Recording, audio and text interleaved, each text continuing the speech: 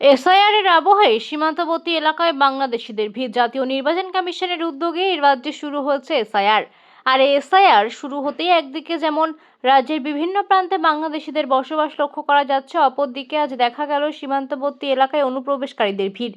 অনুপ্রবেশকারীরা জানান, কেউ 2 বছর আগে বা কেউ 4 বছর আগে বা কেউ 5 বছর আগে দালাল মারফত সীমান্তের কাঁটাতার পেরিয়ে অবৈধভাবে বাংলাদেশ থেকে ভারতে প্রবেশ করে ও রাজ্যের বিভিন্ন প্রান্তে তারা বিভিন্ন রকম কাজকর্মে নিযুক্ত ছিল। নিউ টাউনের Atghara city centre, Gulshan colony সহ বিভিন্ন জায়গায় তারা অবৈধভাবে বসবাস করত। এসআইআর শুরু হতেই এই অবৈধ অনুপ্রবেশকারীরা ব্যাগ গুছিয়ে চলে যাচ্ছে বাংলাদেশে। স্বরূপনগরের সীমান্তবর্তী হাকিমপুর চেকপোস্ট সংলগ্ন এলাকায় প্রায় 400 বাংলাদেশিরা ভিড় জমান। এই সমস্ত অবৈধ অনুপ্রবেশকারীদের শুকনো খাবার বিতরণ করতে দেখা যায় তৃণমূলের।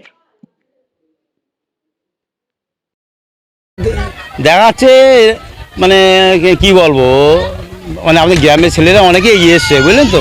এবার বাচ্চা কেন সবাই এদের সাহায্য করছে। আর মানে রাত্রিবেলা ওই খিচুড়ি দিচ্ছে খেতে, আর ত্রিপুল টাকা দিল। শুনলাম আগের দিন আমার বাড়ির সামনে অনেকে থেকে কম্বল দিয়েছে বিতরণ করে বাচ্চাদের জন্যে। হ্যাঁ, কিভাবে আসছে ওরা আসছে ওই মানে গাড়ি হচ্ছে, সব আসছে, সব বড় বড় গাড়িতে এসে টোলে আসে, ওড়ে আসে, এসে ওখান থেকে ছেড়ে দিচ্ছে। ওরা এখানে হল করছে। ওদের একটা আছে যে 150 জন একটা মানে যে মানে হবে। ওই দুটোর সময় বাড়ি হয়ে যায়, পৌঁছেছে আমি ওই 6টা 6:30টার দিকে।